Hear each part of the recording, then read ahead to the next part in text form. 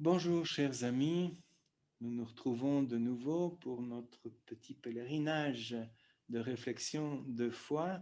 La semaine passée, à partir des événements du Capitole, je vous avais dit que j'avais changé un peu de direction, au moins pour un temps, pour essayer de réagir aux conjonctures difficiles que nous traversons au plan politique et social.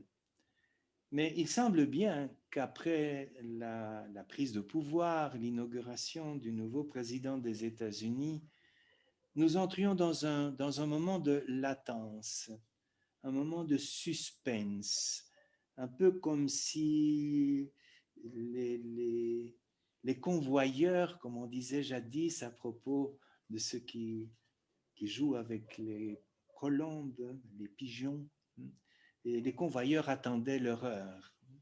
Un peu comme si tous les acteurs du théâtre du monde étaient en train de se mesurer l'un l'autre.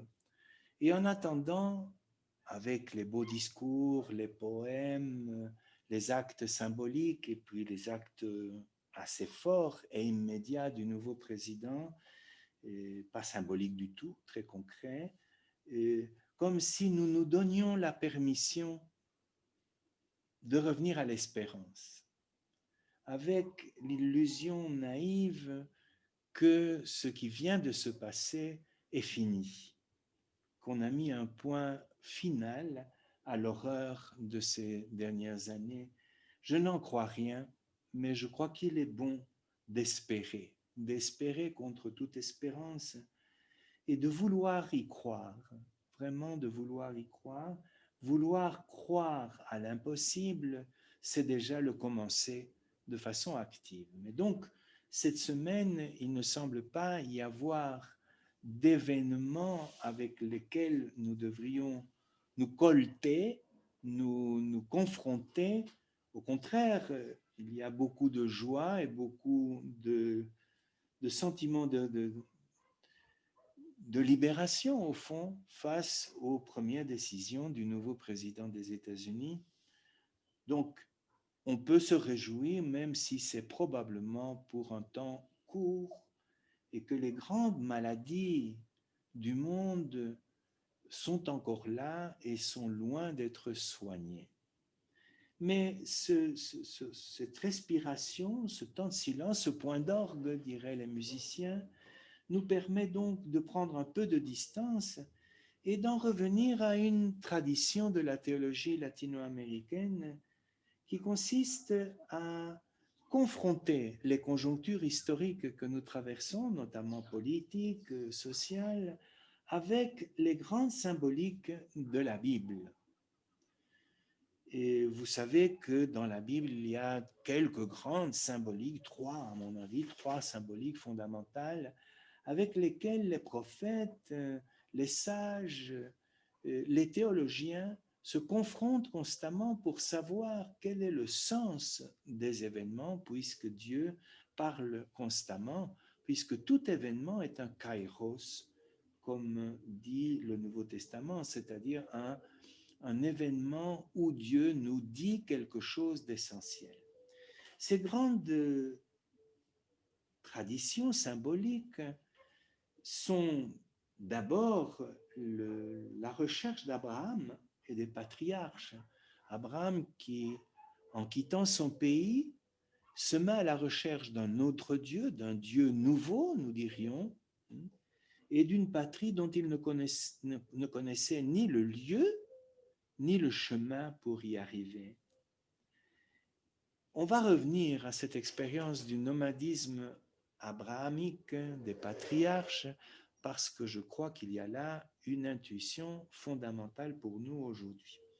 L'autre grande symbolique qui a été travaillée à fond par les théologiens de la libération latino-américaine, c'est l'exode de la symbolique de la grande utopie de libération et de la constitution d'une patrie, d'un projet historique avec toutes les ambiguïtés que cela suppose. Certainement, l'Amérique latine, les catholiques d'Amérique latine, les chrétiens d'Amérique latine, nous avons pensé pendant tout un temps que nous étions dans un moment d'exode. Aujourd'hui, il est impossible de lire la réalité comme un moment de libération de l'esclavage. Au contraire, c'est la troisième symbolique qui nous intéresse, c'est celle de l'exil à Babylone. Dans l'histoire de la théologie d'Amérique latine, il y a eu des moments où nous avons utilisé cette symbolique de l'Exode, mais je ne suis pas sûr qu'aujourd'hui il faille relire l'exil de la même façon que nous l'avons fait il y a 20 ans d'ici. Au contraire, je préférerais relire l'exil du peuple à Babylone comme l'ont fait certains prophètes. L'exil à Babylone comme la conséquence d'une perte de boussole du peuple d'Israël. Le peuple d'Israël a perdu le sens de son projet initial, du projet de libération de son Dieu. Il a erré, et la conséquence de cette errance, c'est l'exil. Et c'est dans cette perspective que je vais revenir dans un instant à une nouvelle lecture de l'exil à la lumière du moment socio-culturel, politique que nous traversons.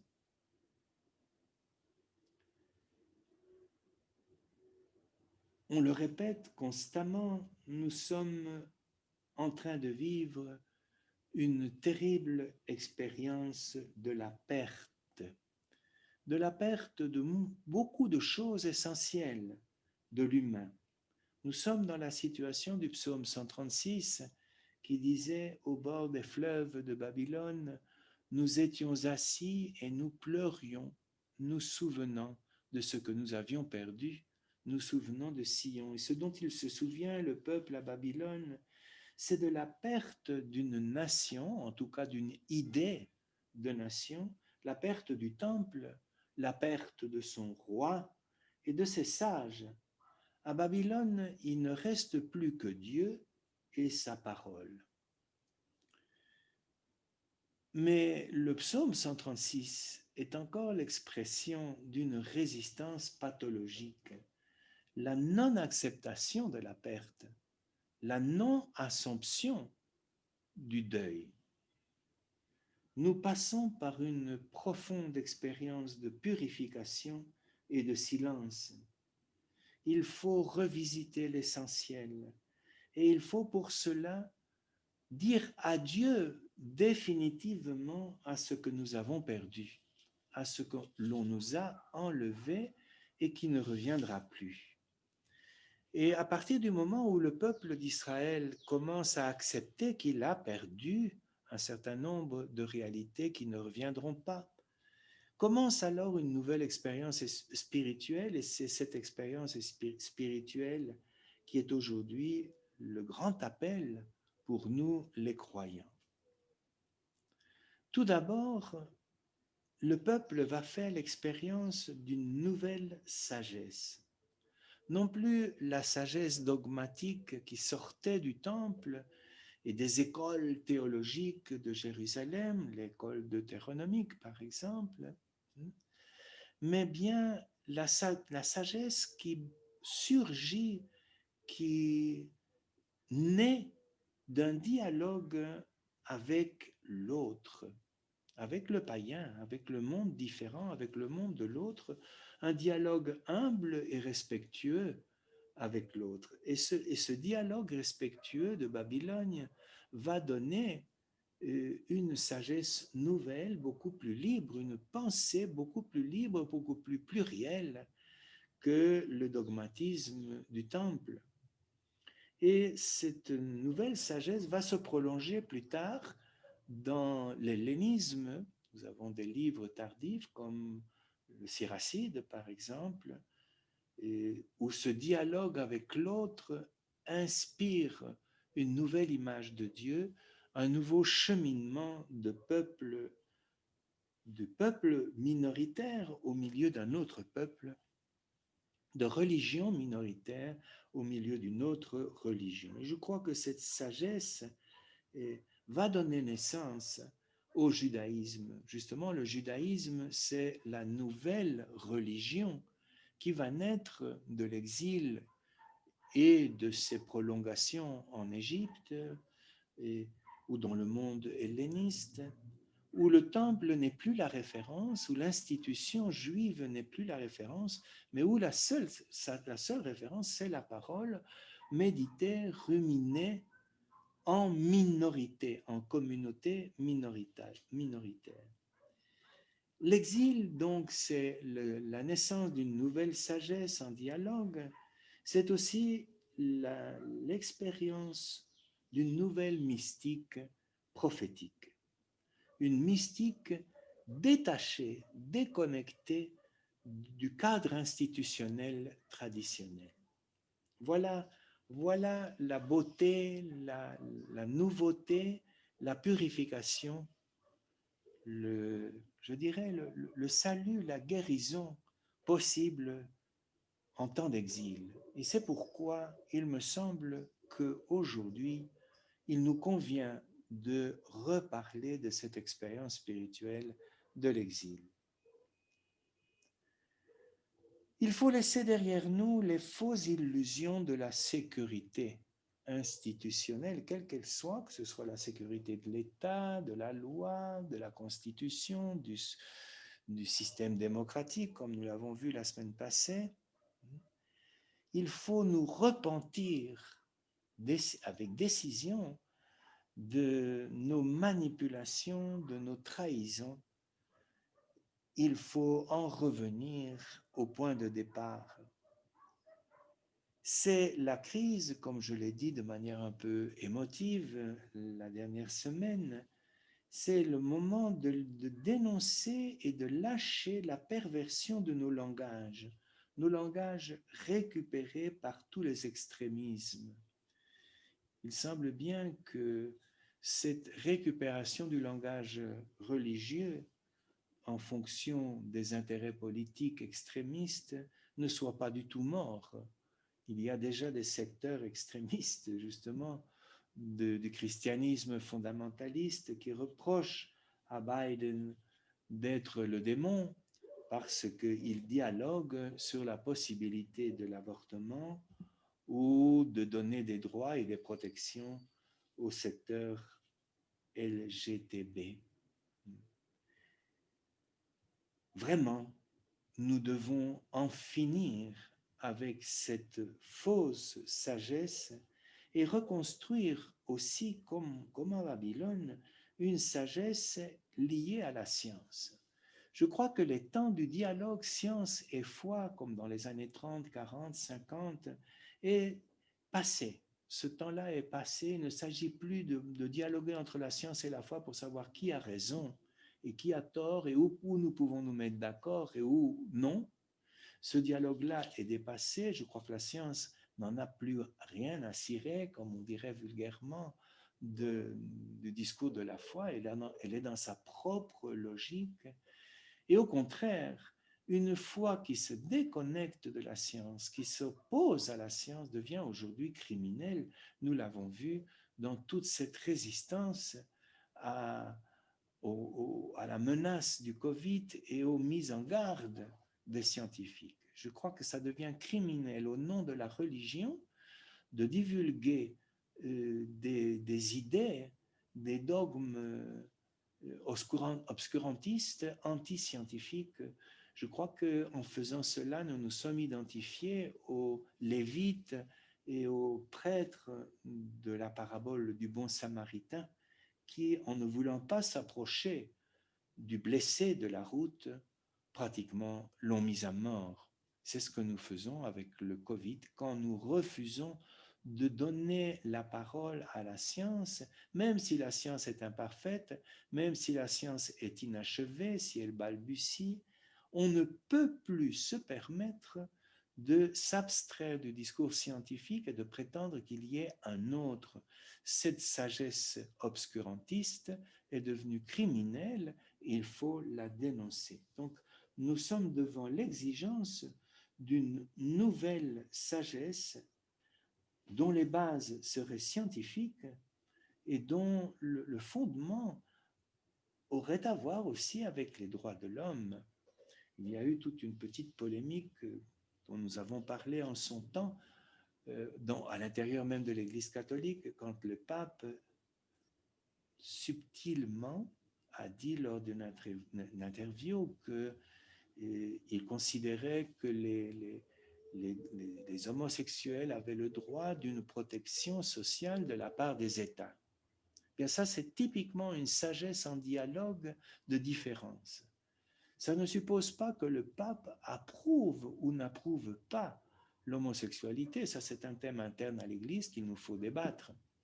Mais le point de départ, c'est le dialogue avec l'autre à partir de la science et des droits de l'homme. Nous ne pouvons plus nous permettre, au nom de notre foi, d'aller à contre-courant de ce que dit la démocratie et les droits de l'homme, disent les droits de l'homme, même si nous pouvons en discuter les contenus à l'intérieur de notre propre communauté.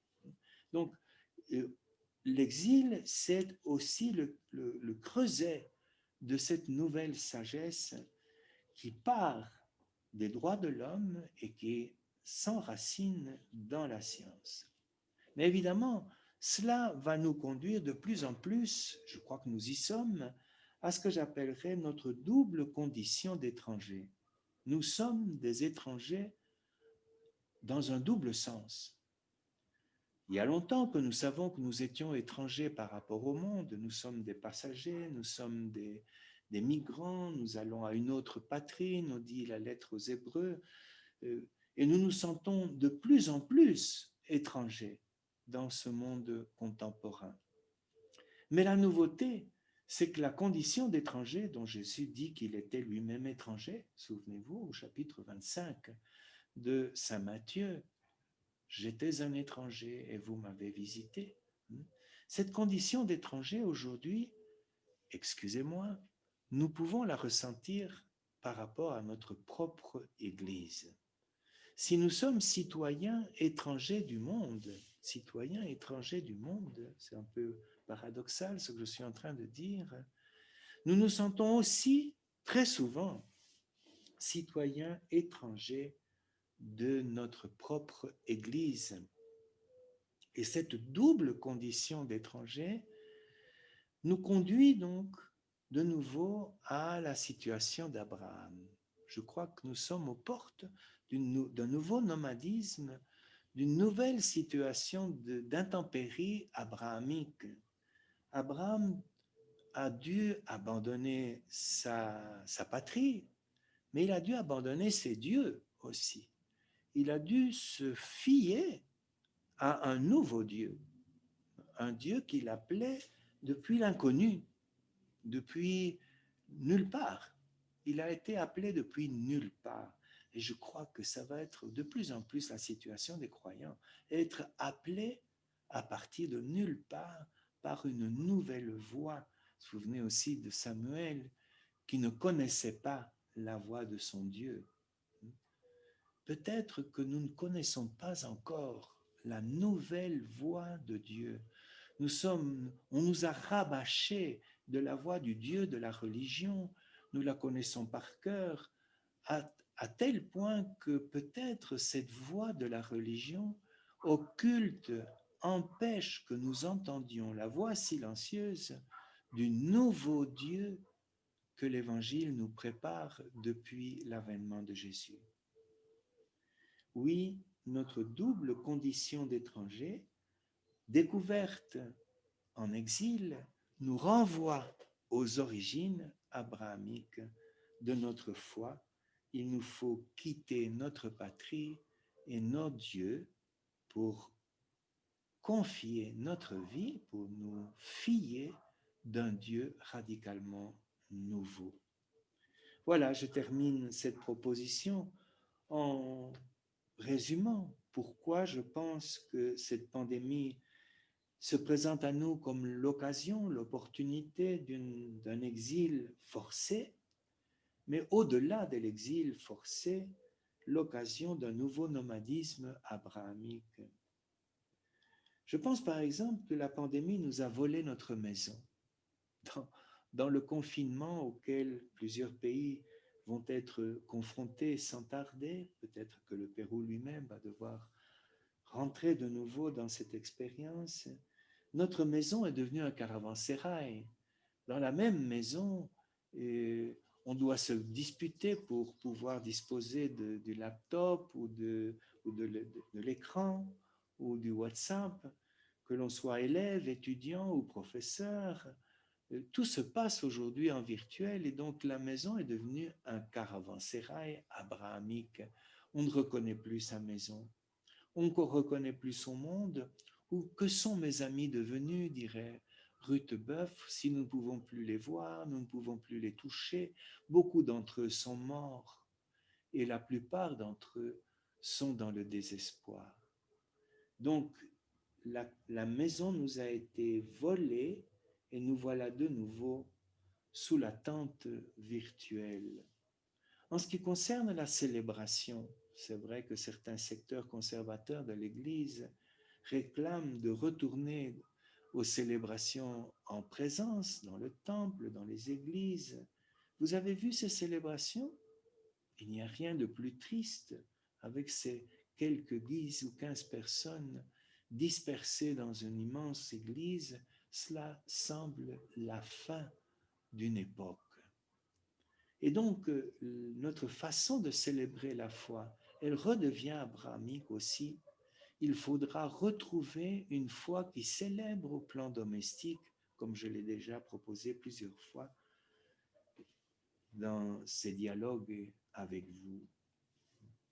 Il faudra retrouver une fidélité créative, comme dit Jean-Paul II, une fidélité de minorité abrahamique perdue au milieu d'une immensité qui ne sait plus rien de Jésus et de l'Évangile et qui n'aura pas d'autre repère dorénavant que notre propre témoignage.